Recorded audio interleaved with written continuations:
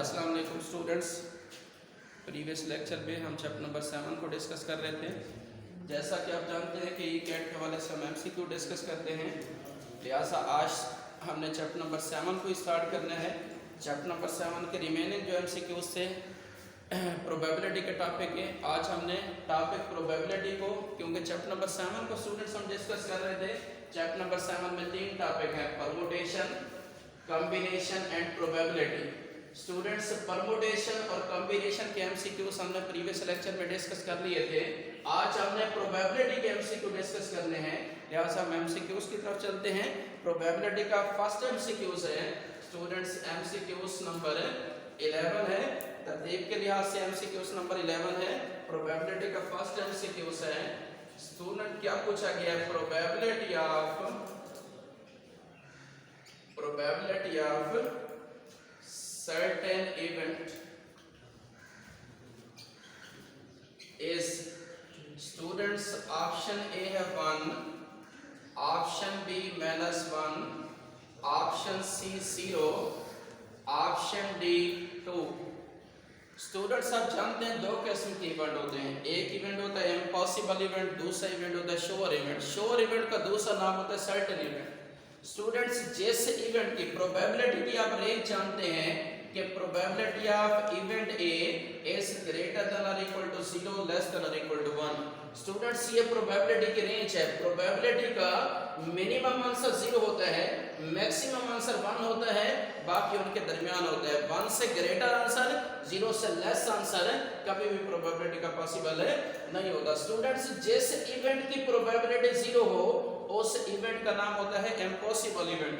Students जिस event की probability 1 हो उस इवेंट का नाम होता है सर्टेन इवेंट या श्योर इवेंट। याद रखना, सर्टेन इवेंट की प्रोबेबिलिटी हमेशा 1 होती है, इम्पॉसिबल इवेंट की प्रोबेबिलिटी हमेशा 0 होती है। स्टूडेंट्स उसने हमसे क्या पूछा है? वो कहता है कि सर्टेन इवेंट की प्रोबेबिलिटी क्या होगी? स्टूडेंट्स रेंज के अंदर अभी हमने डिफाइन किया कि सर्टेन इवेंट की प्रोबेबिलिटी 1 होती है, लिहाजा ऑप्शंस के अंदर जो ऑप्शन 1 होगा वो हमारा राइट ऑप्शन होगा। स्टूडेंट्स ऑप्शन ए के अंदर 1 मौजूद है तो ऑप्शन ए हमारा राइट ऑप्शन है। ऑप्शन ए को टिक करेंगे। स्टूडेंट्स नेक्स्ट एमसीक्यूज नंबर 2 है।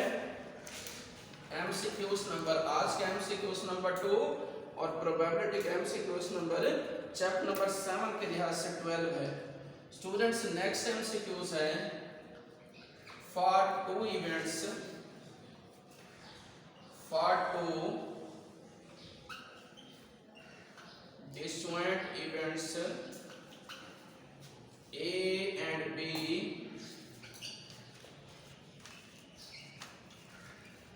which of the following is true? Students option A है probability of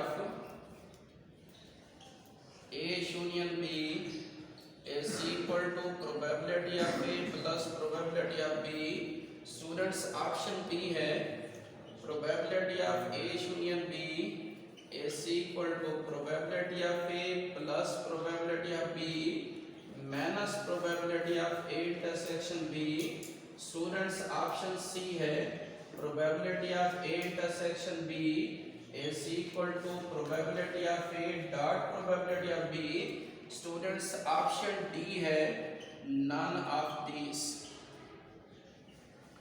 स्टूडेंट्स ये पूछा गया है कि for 2 disjoint events A and B, वो कहते हैं कि अगर A और B 2 disjoint events हों तो बताएं कि नीचे दिए गए फार्मूलास में से कौन सा फार्मूला ट्रू होगा, कौन सा डिसजॉइंट इवेंट्स का फार्मूला होगा। स्टूडेंट्स जब इवेंट्स डिसजॉइंट हों तो इवेंट्स का इंटरसेक्शन, अगर ए और बी स्टूडेंट्स डिसजॉइंट इवेंट्स हों तो इन दोनों का इंटरसेक्शन हमेशा क्या होता है? एम्प्टी होता है। स्टूडेंट्स याद रखना, जब इवेंट्स डिसजॉइंट हो, उनका इंटरसेक्शन एम्प्टी हो तो उनकी प्रोबेबिलिटी फाइंड करने का फार्मूला होता है probability of A union B is equal to probability of A plus probability of B। Students ये फार्मूला हम उस वक्त यूज करते हैं, ये प्रोबेबिलिटी फाइंड करने का उन इवेंट्स का फार्मूला है जो इवेंट्स डिसजॉइंट हो, जिन इवेंट्स का इंटरसेक्शन एम्प्टी हो। स्टूडेंट्स ऑप्शंस के अंदर जो ऑप्शन इस फार्मूले वाला होगा वो ऑप्शन हमारा राइट ऑप्शन होगा। स्टूडेंट पहला ऑप्शन दिया गया probability of A union B is equal to probability of A plus probability of B. ये डिसजॉइंट इवेंट्स की प्रोबेबिलिटी फाइंड करने का फार्मूला है, लिहाजा ऑप्शन ए हमारा राइट ऑप्शन है। स्टूडेंट्स नेक्स्ट ऑप्शन बता देता हूं कि किस लिए यूज करने होते हैं। ऑप्शन बी के अंदर जो फार्मूला दिया गया है स्टूडेंट्स, ये ओवरलैपिंग इवेंट्स की प्रोबेबिलिटी फाइंड करने का फार्मूला है। स्टूडेंट्स ऑप्शन सी में जो फार्मूला दिया गया है ये इंडिपेंडेंट इवेंट्स की प्रोबेबिलिटी फाइंड करने का फार्मूला है। स्टूडेंट्स एमसीक्यूज नंबर 12 का ऑप्शन ए करेक्ट ऑप्शन है, ऑप्शन ए को टिक करेंगे। स्टूडेंट्स नेक्स्ट एमसीक्यूज नंबर 13 है।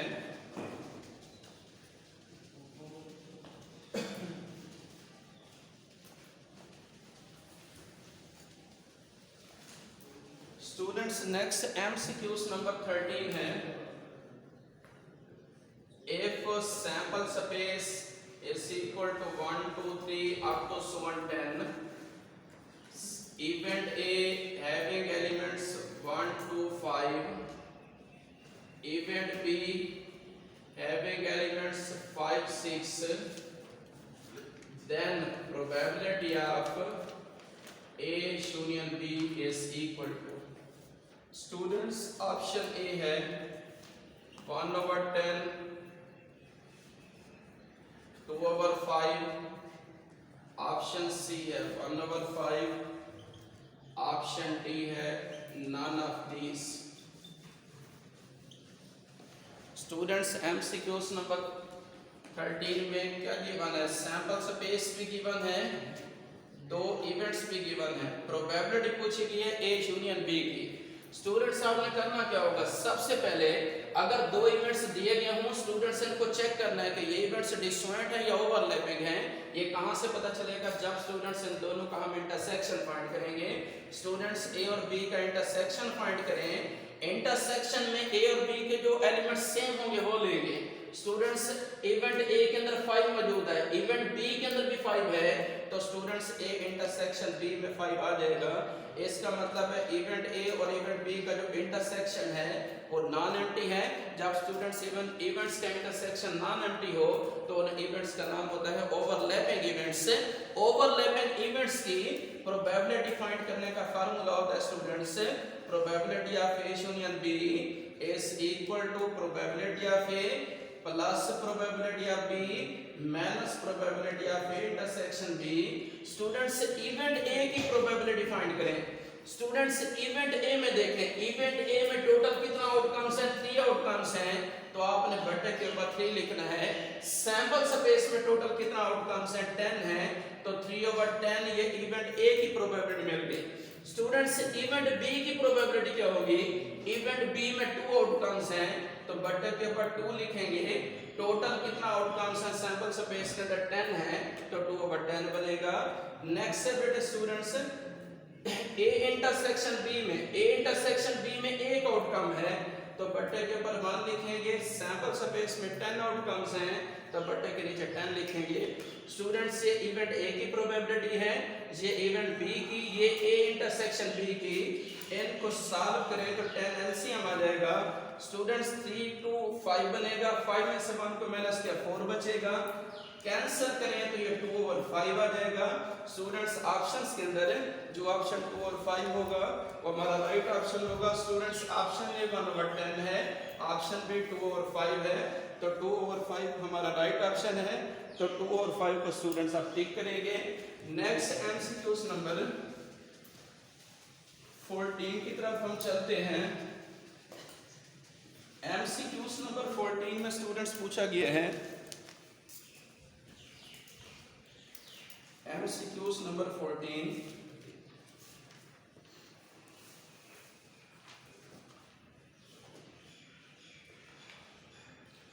if A is any event, then arithmetic mean of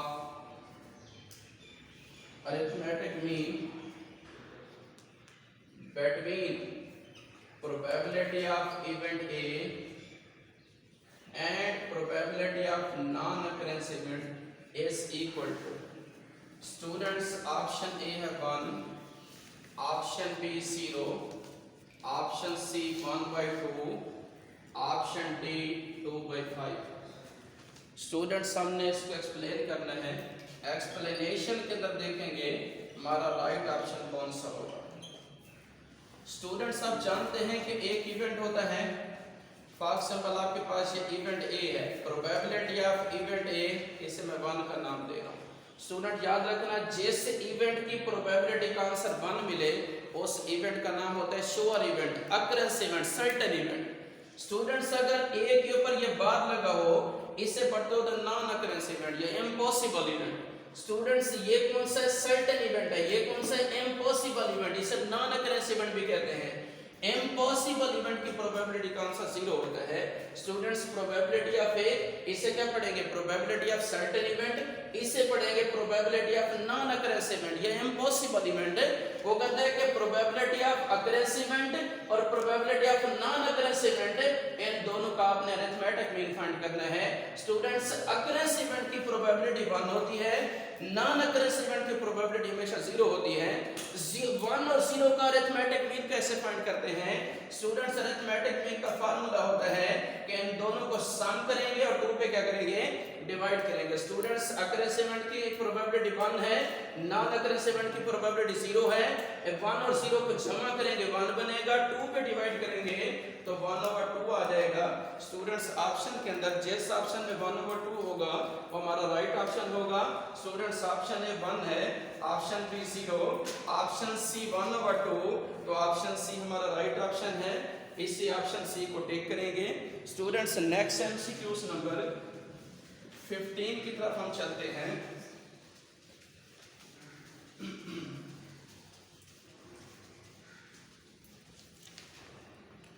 students next MCQs number 15 है, a dice rolled,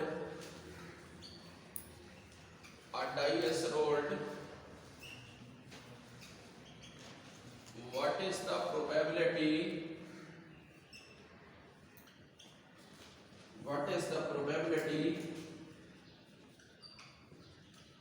that the darts on the top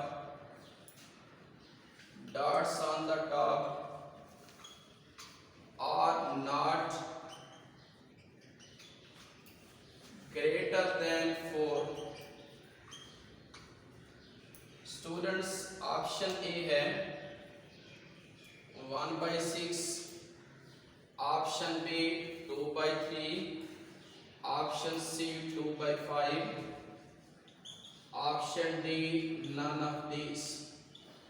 students ये पूछा गया है कि डाइस रोल्ड, एक्सप्लेनेशन के दौरान इसको स्टूडेंट्स सिंपलीफाई करते हैं, सॉल्व करते हैं। डाई का मतलब क्या है स्टूडेंट्स, लूडो वाला छक्का होता है। लूडो वाले छक्के की सैंपल स्पेस में टोटल 6 आउटकम्स होती हैं। कौन कौन सी, 1 2 3 4 5 और 6। स्टूडेंट्स सैंपल स्पेस के अंदर टोटल 6 आउटकम्स हैं। ये किसकी सैंपल स्पेस है, डाई की। वो कहते हैं कि इस सैंपल स्पेस में से आपने उन आउटकम्स की प्रोबेबिलिटी फाइंड करनी है जो 4 से ग्रेटर नहीं है। 4 से ग्रेटर है, 4 से ग्रेटर स्टूडेंट्स कौन कौन सी आउटकम्स है, 4 से ग्रेटर 5 है, 4 से ग्रेटर है 6 है। बाकी ये चारों आउटकम्स 4 से ग्रेटर नहीं है। वो कहता है कि आपने उन आउटकम्स की प्रोबेबिलिटी बतानी है जो 4 से ग्रेटर नहीं है। 4 से जो ग्रेटर नहीं है वो 4 आउटकम्स हैं। प्रोबेबिलिटी कैसे बताएंगे, probability of event A. Students जिन आउटकम्स की प्रोबेबिलिटी फाइंड करनी है वो कौन कौन सी है, 1 से लेकर 4 तक। ऊपर के लिखेंगे 4 क्योंकि ये टोटल 4 आउटकम्स हैं। सैंपल स्पेस में टोटल कितना आउटकम्स हैं, 6 है। ऊपर तो कौन सी आउटकम्स हैं जिनकी प्रोबेबिलिटी फाइंड करनी है, बटे के नीचे कौन सी आउटकम्स हैं जो सैंपल स्पेस के अंदर हैं। स्टूडेंट्स सिंपलीफाई करें तो 2/3 मिलेगा। स्टूडेंट्स ऑप्शंस के अंदर जाएं, जिस ऑप्शन में 2/3 होगा हमारा राइट ऑप्शन होगा। स्टूडेंट्स ऑप्शन बी में 2/3 है, लिहाजा ऑप्शन बी हमारा राइट ऑप्शन होगा। स्टूडेंट्स नेक्स्ट एमसीक्यूज नंबर हम 16 की तरफ चलते हैं। MCQs number next 16, MCQs number 16 में स्टूडेंट्स पूछा गया है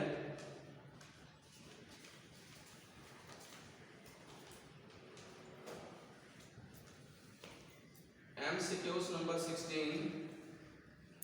If A is an impossible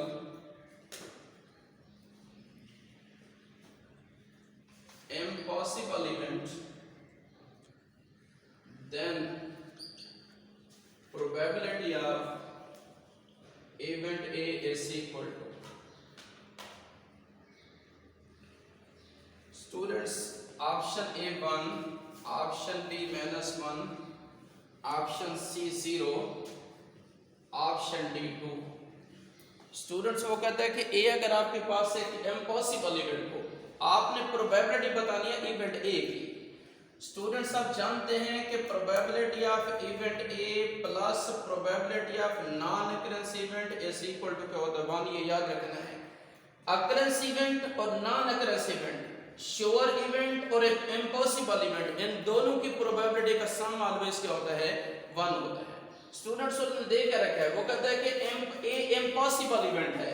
student देखें ये कौन सा इवेंट है, ये इवेंट ए है, सर्टेन इवेंट है, श्योर इवेंट है, पॉसिबल इवेंट है, और ये इम्पॉसिबल इवेंट है। इम्पॉसिबल इवेंट की प्रोबेबिलिटी हमेशा क्या होती है 0, इज इक्वल टू क्या होगा 1। क्लियर स्टूडेंट्स, वो कहता है कि इवेंट ए की प्रोबेबिलिटी बताएं, तो इवेंट ए की प्रोबेबिलिटी क्या होगी 1 होगी। जहां 1 होगा वो हमारा राइट ऑप्शन होगा, ऑप्शन ए राइट ऑप्शन है, तो लिहाजा ऑप्शन ए को टिक करेंगे। नेक्स्ट स्टूडेंट्स एमसीक्यूज नंबर हम 17 की तरफ चलते हैं। नेक्स्ट एमसीक्यूज है स्टूडेंट्स 17 एमसीक्यूज में पूछा गया है for probability of event E which of the following is not true।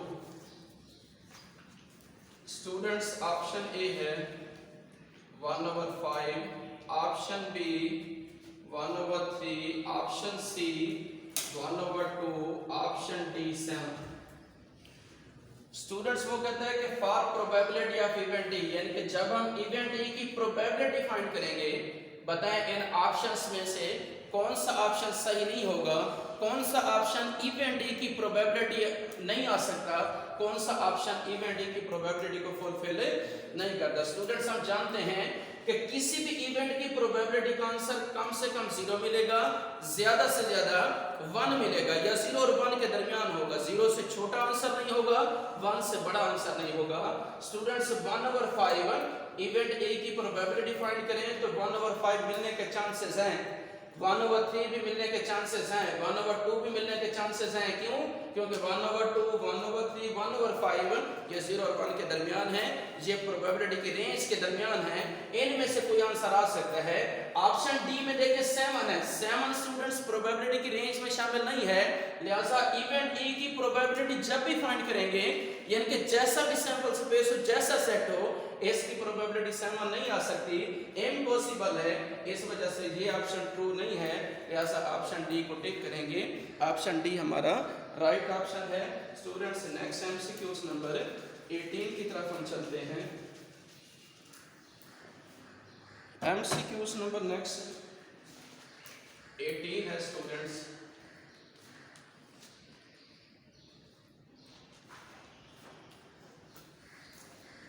For a packet of 52 playing cards, for a packet of 52 playing cards, a card is drawn. A card is drawn.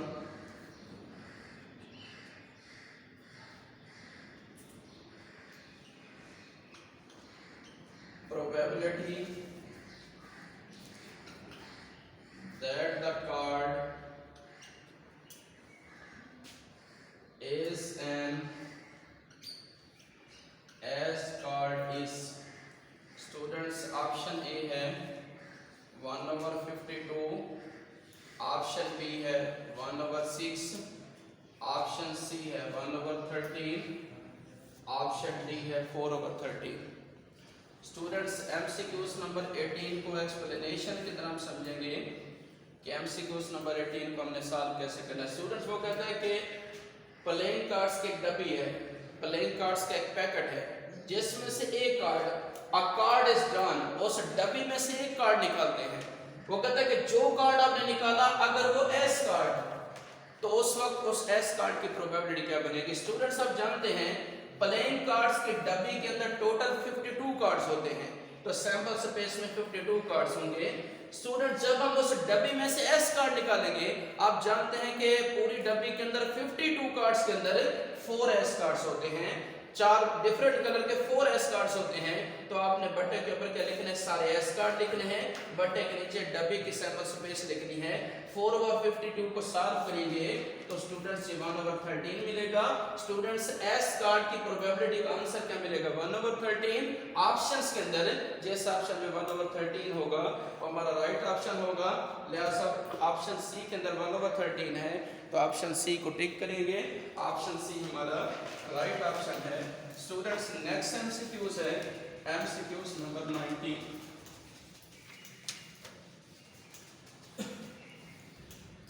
Students next MCQs number 19 में लिखा गया कि if A intersection B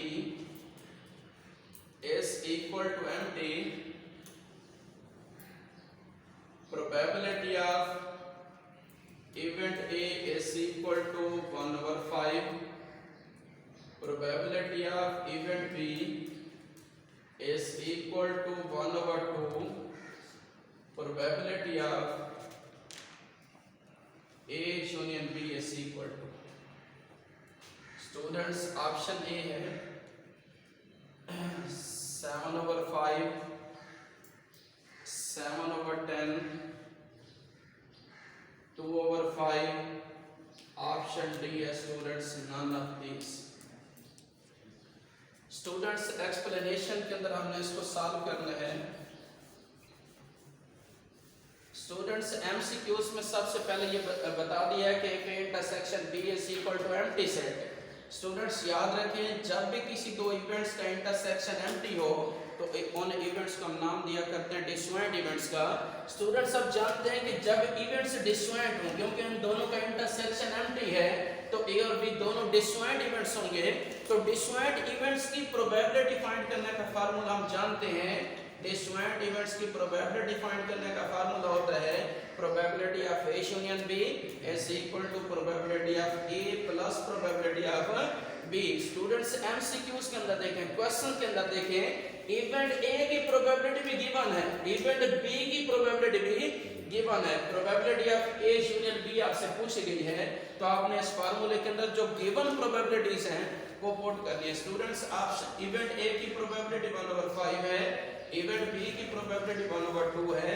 students मजीद इसको simplify करेंगे, LCM 10 मिलेगा, तो ये क्या आ जाएगा 2 + 5। स्टूडेंट्स एमसीक्यूज का आंसर क्या मिलेगा 7/10। ऑप्शंस के अंदर दें, जिस ऑप्शन के अंदर 7/10 होगा स्टूडेंट्स वो हमारा राइट ऑप्शन होगा। Option A 7/5, option B 7/10 answer को मैच कर रहा है, लिहाजा ऑप्शन सी हमारा राइट ऑप्शन होगा। स्टूडेंट्स नेक्स्ट एमसीक्यूज नंबर 20 की तरफ हम चलते हैं।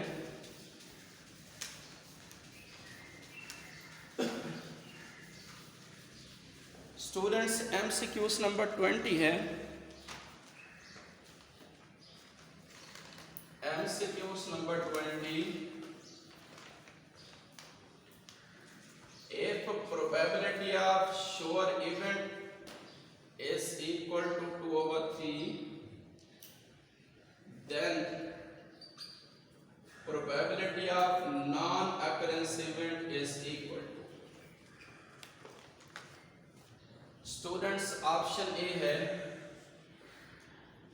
2/3, option B -1, option C 0, option D none of these.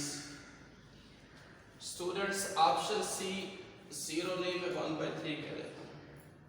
Students explanation के अंदर हमने आंसर फाइंड करना है स्टूडेंट्स एक फार्मूला हम जानते हैं कि probability of event E, occurrence event and non-occurrence event, sum of probability of event E and probability of non-occurrence event is always equal to 1.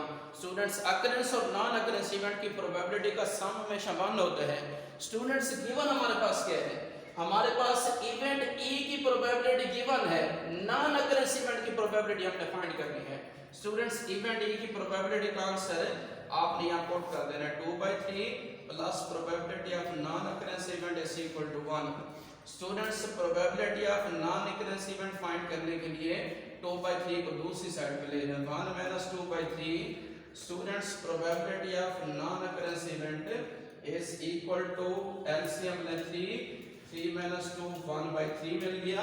Students इस कंडीशन के मुताबिक नॉन अकरेंस इवेंट की probability का answer हमें 1/3 मिला।